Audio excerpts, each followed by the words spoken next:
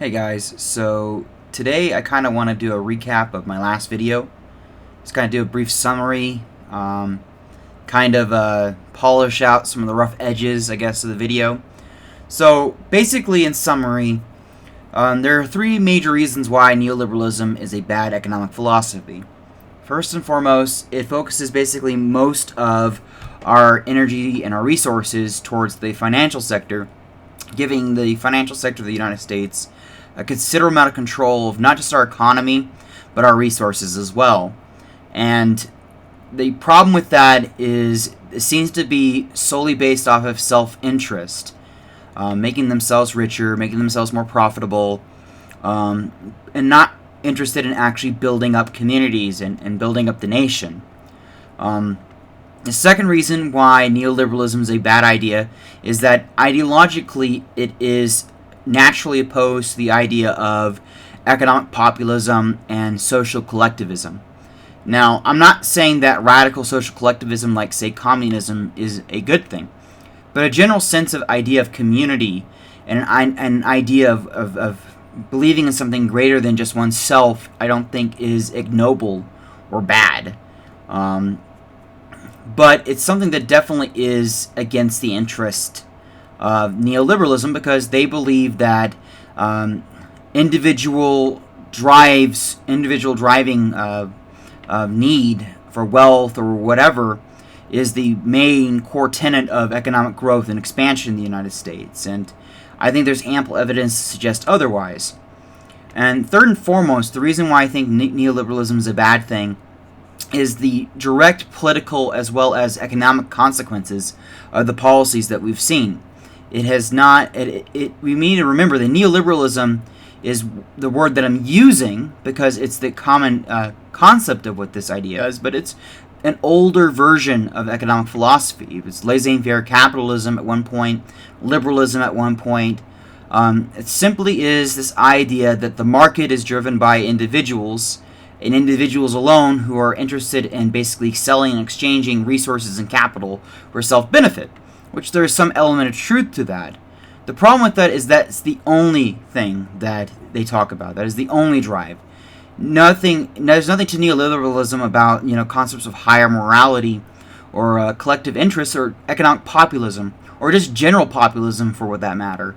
It's everything geared towards a market that is less and less organic and more mechanical, something that people are able to ascribe formulas to, mathematical formulas to, as if it was a science, as if it was actually the study of physics. But economics is not a what we consider a normal or STEM form of science. It's a humanities.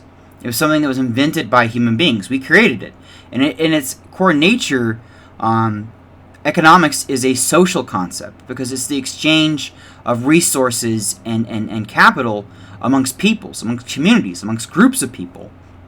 So I think that's definitely something we need to take into consideration. So once again, these are the reasons why I think neoliberalism is a bad idea and why we need to replace it and adopt what I consider the concept of pluralism.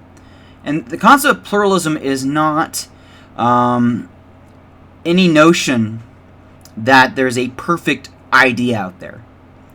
I think it's actually a very rational one. It basically makes the point that a lot of economic theorists make legitimate points about the economy.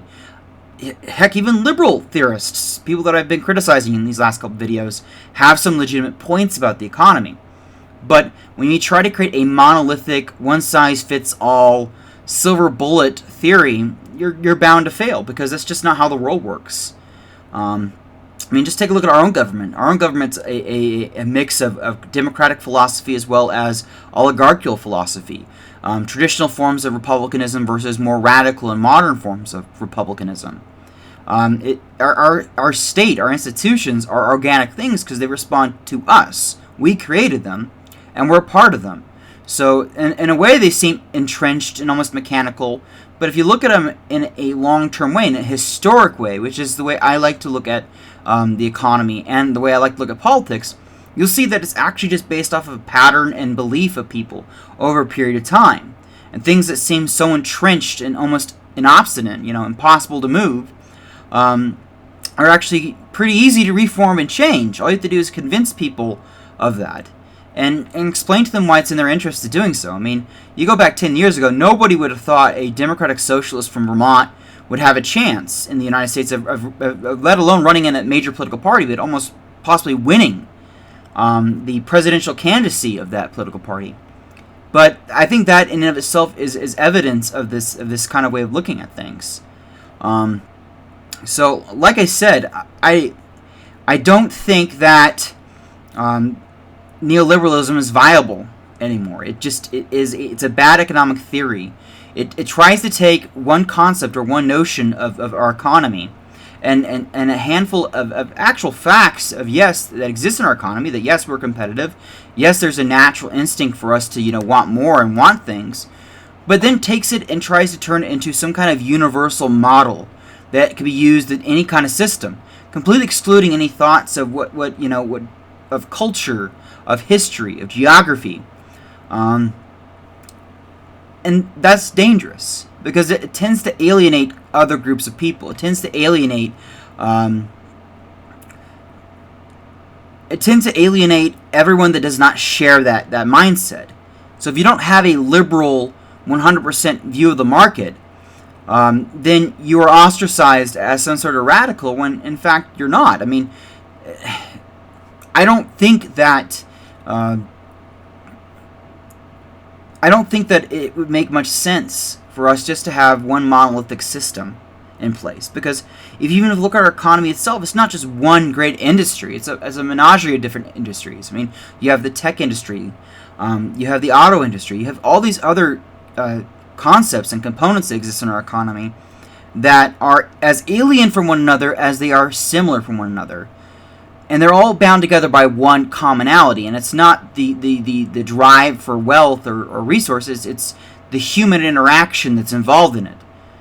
The cause and effect in our economy is not something that is, I would say, something of gravity or something of some natural force like gravity, but it's instead by human instinct, our drive and our needs. And so that's one of the reasons why I see our economics and our School of Economics in the United States is flawed, because it completely discounts that. Even though it uses it as its main motive, the main operative of why we want to make money or get involved in the economy is because we want to make money for self-benefit, correct? But then they choose a very cold, mechanical means as to try to explain how it's best to do this and who should have the resources and how we should best allocate it. So once again, I'm just giving a long-winded summary of why I think neoliberalism is a bad idea, and I'm trying to make a more clear and concise argument, polishing out some of maybe my more confusing rhetoric in my video. So once again, thanks for listening.